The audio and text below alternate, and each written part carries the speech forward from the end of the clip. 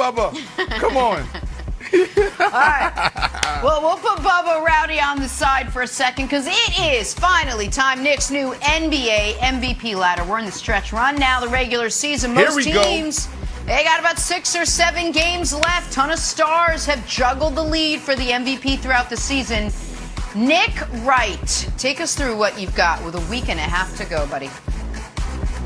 All right, we've got an 8-person ladder. There's only 5 spots on an MVP ballot, so these first 3 guys would not currently make my final ballot, but they deserve mention. Number 8, Luka Doncic. That team is drawing dead without him. The victim of expectations. 28, 8, and 9 for the season, and people think he's having a bad year. Luka comes in number 8. LeBron. What obviously kills him is the missed time. He was first or second when he got hurt. The team's record with him, though, is still exceptional. His numbers are exceptional, but he falls to 7th. And if he misses more time, he could fall further even than this if we were to do this a week from now. And then Kawhi. Kawhi's been great, but somehow Kawhi's going to miss 20 games this year. LeBron's played 43 games. Kawhi somehow only played 48. That's why Kawhi doesn't actually make the ballot. Now guys who will make the ballot, but not win. 3, 4, 5, here they are right now. Steph Curry, 31.5 points per game. The team is drawing dead on offense without him. Just no shot at scoring without him. And he's played a bunch this year, but they're a 500 team, so I can't put him higher than 5th. Giannis. If Giannis hadn't won the last 2 MVPs, we probably would be looking slightly more fondly upon his performance this year. But even if he hadn't won the last 2 MVPs, I don't think he would win it this year because the Bucks currently are the 3 seed and his numbers are not quite as good as they were last year. But he certainly should be on the ballot. And then there's Embiid. They're going to be the 1 seed.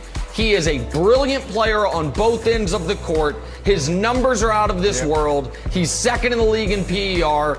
But again, the games played, we talked about LeBron. LeBron's played 43, Embiid's only played 46. But they're the 1 seed, and he was playing so exceptionally before the injury, he can stay there.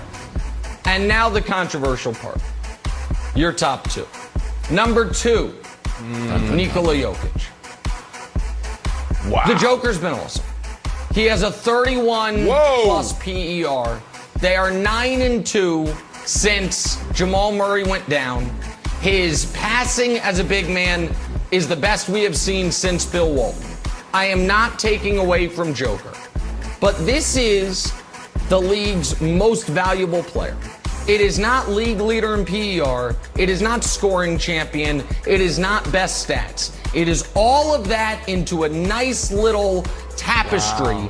Who adds the most value? The Phoenix Suns last year before the bubble were so bad that they went undefeated in the bubble and did not make the play-in. They were 26-39 before the bubble. They switched out Ricky Rubio and Kelly Oubre for Chris Paul. And now they have the best record in the entire NBA. Chris Paul, his entire career, has affected winning. The Hornets, they get him as a rookie. They go up 20 wins. He leaves. They go down 25 wins. The Clippers get him. They go plus 9 wins, even though the season was only 66 games that year. They immediately make the second round of the playoffs. The Rockets get him. They win 65 games and are up 3-2 on the unbeatable Warriors until he gets hurt. The Thunder are trying to tank, and they get him. And they make the playoffs and get to Game 7 of a first round. The Suns are trying to take the leap from non-playoff team to playoff team. They get him, and they have the best record in the NBA. No one has added more value to their team this year than Chris Paul. He will not win the MVP. He should be the MVP. What a case. There is my MVP ladder, Brandon. Great job. Ooh. Excellent. That was really good, Nick. Nicholas really good. James Wright. You say some crazy things on this show. You sold your stock on Tom Brady too early. The Nets, even when they're at their highest moments, you continue to push back on the Nets. Josh Allen, most improved player ever in the National Football League. You still don't believe in him. You love Baker Mayfield, but you don't like Josh Allen. Like, you say some crazy things, brother. Yes. But this CP3 thing, I'm with you, buddy. You got this right. You got this right. Listen, Embiid, he missed way too many games. And since coming back, he's been coasting.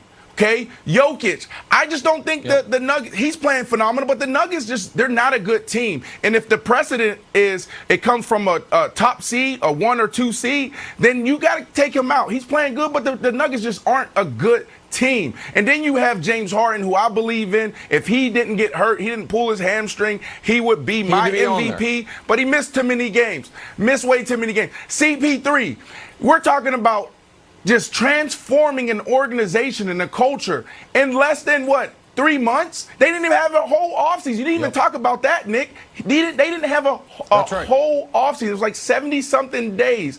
It's been 10 years since this organization's been in the playoffs, Wilds, okay? We're talking about Devin Booker, their superstar, was 14. So, Nick, I'm with you here, man. I'm with you when you're right, man. You got this right. And I'm surprised that you went out there on this limb and said CP3 deserves to be the MVP. And let me just respond real quick to the narrative part of this. And maybe it should or it shouldn't factor into it. The fact of the matter is, in the micro and the macro, CP3 will age better as an MVP. In the micro, he will age better because it is incredibly likely the Nuggets go home in round 1. That won't be Jokic's fault, but it's likely. And the MVP having to be awarded in some hallway somewhere because he's not playing in round 2 ain't great. And in the macro, Wilds, when you look at the list of league MVPs over history, I say this with respect to Jokic. Historically speaking, he would be the worst one we've had in 35 years. Chris Paul wouldn't be. Chris Paul's an all-time great player. Nikola Jokic is having a great season and a very good player. But when you look at who's won the MVPs, it's Giannis, it's Steph, it's LeBron, it's Durant, it's Rose pre-injury, and then Nikola Jokic. Oh, okay, that must have been a weird season. So I think even on the narrative stuff, Wild, CP3 makes more sense. I totally agree with you, and I have a call to action. If you've ever played with CP3, if you've ever played against CP3, if you've ever been on a banana boat with CP3, start talking about CP3 for MVP. It's a narrative award, and it needs momentum. So the idea they're like, give Chris Paul his flowers, like a tweet. No. Get out there and start talking about him being the MVP because he deserves it. And now I will change to my person who I would like. I don't think this is the MVP. I agree with you. I think CP3 is the MVP. But I just want him on a rung. I just want to get him on Nick Wright's ladder. And that person is, drum roll please, Julius Randle of the New York Knickerbockers. Let's go. Let's go, Julius Randle, for the following reasons. Nobody, you live in New York, get ready. Oh, what is this? They're hosting a playoff series for the first time since 2013? That's right, New York is back. People are wearing dunks and eating in restaurants. Since 2013, Julius Randle, they're going to host a playoff series. Reason number 2, the best ability is availability. How many games did this guy miss? 100? How many games did this guy miss? 200? Oh, this guy hasn't played since 4 years ago. You know how many games Julius Randle has missed? 1. He's got the most cumulative minutes of anyone in the league, and he's averaging a league-high 37. And finally, number 3. Whose music is that? Is that Larry Bird's music? What? Julius Randle can hit threes like Larry Bird? Indeed, he can. Now look, fantastic. 24 points, 10 rebounds, shooting 40% on 3. Now, Nick, I am not saying this guy is the MVP. I don't think he deserves to bring home the hardware. But who do you replace if I told you at the beginning of the season that the Knicks would have the same record as the Lakers and we'd be hosting a home playoff series, you'd be like, what? Why? How? And the answer is Julius Randle. I just want him on the ladder. Just put him on the ladder. Even a lower rung. I've got Wilds. I've got him at the top of the ladder. The MIP ladder, which he will win.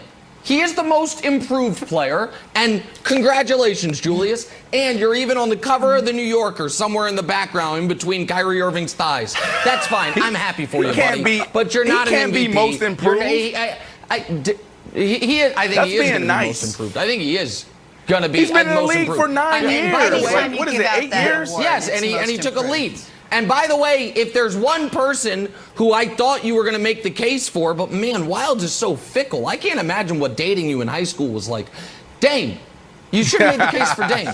Dame was the guy I had the hardest time leaving off. You love Dame. You adore Dame. And now you're like, oh, I live in New York, even though I actually live in upstate somewhere and I commute. It's Julius time now, Wildes. Yeah. It's Julius He's not a real time New now. Yorker. I don't know where Wildes lives.